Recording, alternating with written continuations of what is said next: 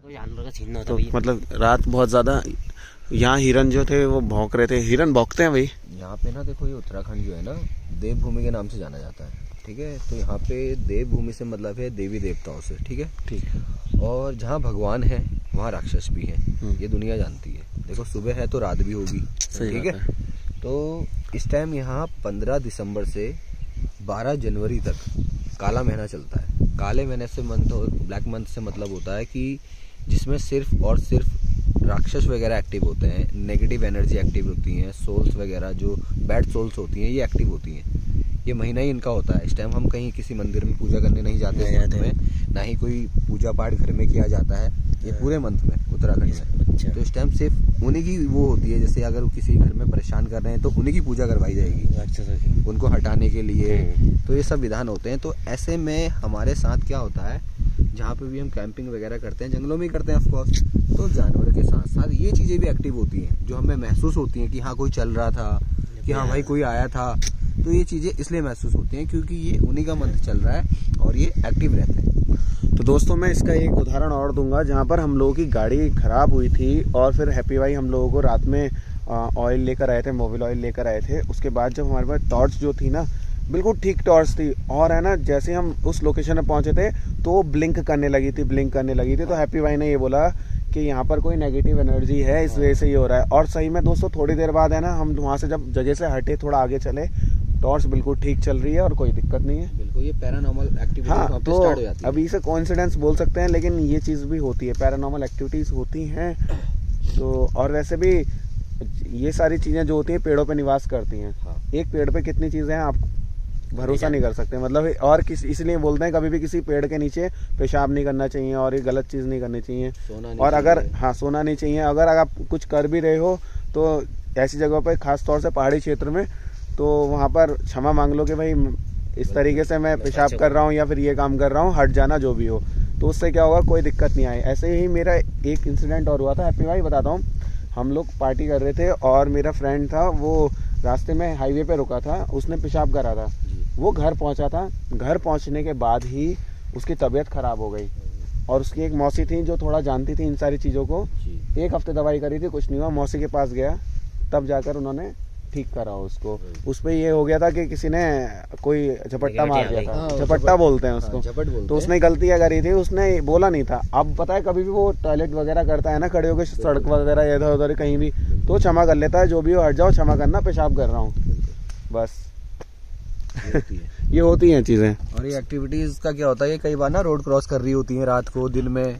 जैसे हम ये रोड क्रॉस कर रही है और हमारी गाड़ी निकल गई, तो वो गाड़ी खराब होनी है। हाँ, ये भी हो सकता है क्योंकि हम उससे विजुअल तो है नहीं, वो देख सकते नहीं है हम। ये तो ऐसे भी इंसिडेंट्स। अच्छा, पहाड़ों में जो एक्सीडेंटल केस होते हैं, जो गाड़ियां गिरती हैं खाइयों में, ज्यादातर कारण यही होता है। यही कारण होते हैं। हाँ, यही रीजन है। क्योंकि मैंने नैनीताल साइड और इधर उधर बहुत सारे केसेस मेरे साथ तो हुआ था। अच्छा। हाँ, मोड़ था लेफ्ट साइड को और खाई थी राइट साइड को। मुझे टर्न लेना था लेफ्ट साइड को और मेरी गाड़ी फेंक दी राइट साइड को खाई में। अच्छा जी। और मोड़ है वो वाला, वो जो सामने, ये वाला जहाँ ये गाड़ी आ रही है, वो वाला मोड़।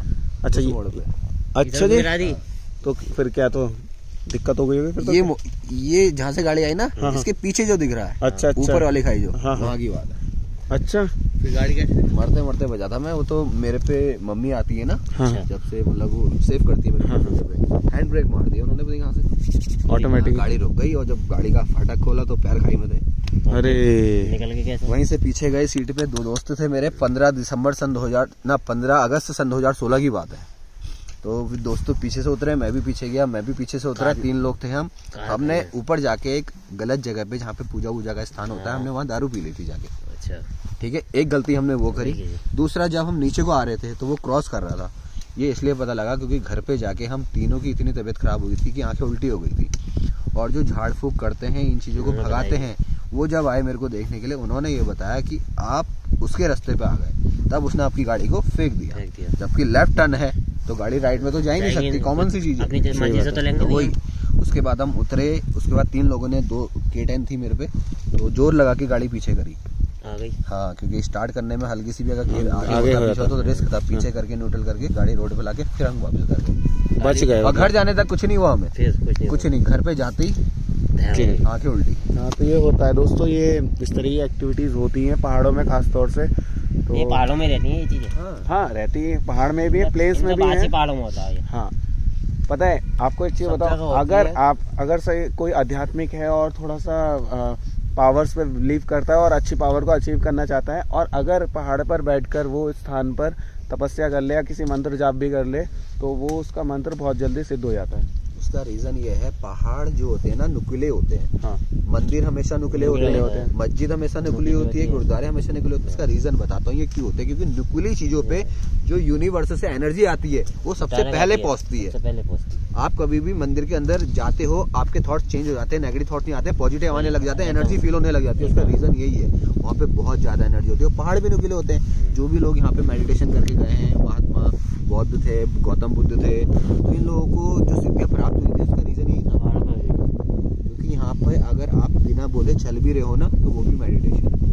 क्योंकि इसके अलावा कोई शोर नहीं है, सिर्फ बर्ड्स, वाटर और विंड, इन 3 शोर के अलावा आपको कोई शोर नहीं। यहाँ पर पॉजिटिव एनर्जी इतनी है, अगर आप लोग इस तरह अपने आप को पॉजिटिव एनर्जी से कनेक्ट करना चाहते हैं तो आप अपने आप को सिद्ध कर लोगे। बिल्कुल बिल्कुल है ना? कर सकते हो। बहुत से उदाहरण हैं, हमारे योगी जी हैं, बहुत से उदाहरण हैं जिन्होंने लोगों ने किया हुआ है खुद को।